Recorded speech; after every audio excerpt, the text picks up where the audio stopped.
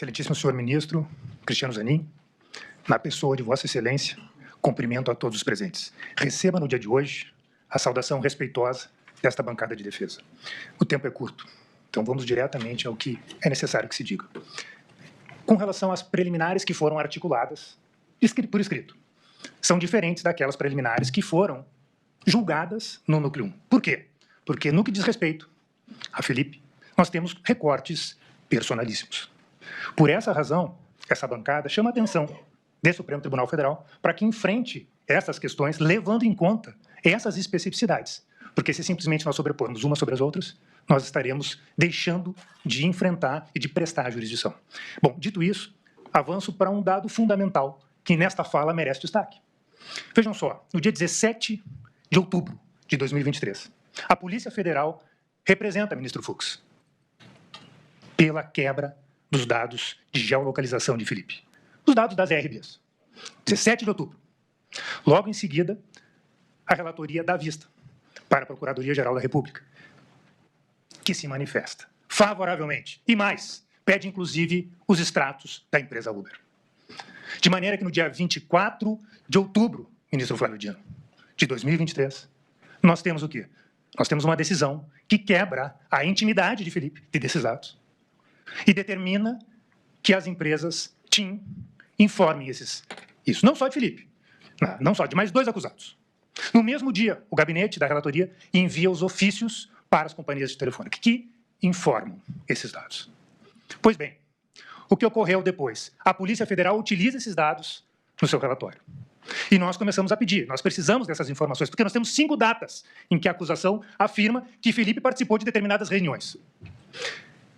Dr. Gonê acessou esses dados. A Polícia Federal acessou esses dados, menos a defesa. E depois, mais à frente, nós peticionamos novamente para que esses dados fossem informados. Para nossa surpresa, houve uma informação tão somente no que diz respeito à viagem. A suposta viagem que manteve a prisão preventiva, que nós hoje sabemos que nunca existiu e que hoje mantém Felipe sob medidas cautelares extremamente gravosas. Ainda que se diga que a acusação utilizou as provas e que as provas utilizadas na denúncia foram expostas aos acusados, esse momento de interregno processual, que é, se nós fizermos a comparação com a doutrina italiana, nós temos um momento de interregno processual. Essa prova que a acusação sabe, que a acusação leu e que não falou uma vírgula no que diz respeito a Felipe na denúncia. Nós queremos acessar essa prova. A PET 12.100 não tem. A 11.767 também não tem. Então, com a máxima vênia e com toda a humildade do mundo, esse advogado pede a essa corte que esclareça essa bancada de defesa. Porque essa prova nós queremos enfrentar neste momento, ministro Fux. Nesse momento, ministro Flávio Dino. Porque essa prova faz a contraprova dessas 5 datas de reuniões que Felipe nunca participou. Este é o ponto central do dia de hoje. Nós temos que conhecer esses autos. Nós temos que conhecer isso. Nós temos que corrigir. O processo é um instrumento idôneo. O processo é um instrumento idôneo de reconstrução de um fato histórico. Nós precisamos disso. E é por essa razão que nós dissemos e reafirmamos a quebra do compromisso de legalidade do Ministério Público. Porque se pediu e acessou, e pediu do Uber também, essas provas têm que ser compartilhadas. Os americanos tratam isso de maneira muito clara. Disclosure. Como é que nós não vamos observar isso neste processo? Necessariamente, nós temos 2 opções. Ou se rejeita a denúncia, invertendo esta carga probatória em razão da ausência do Ministério Público ter se desincumbido do seu ônus processual.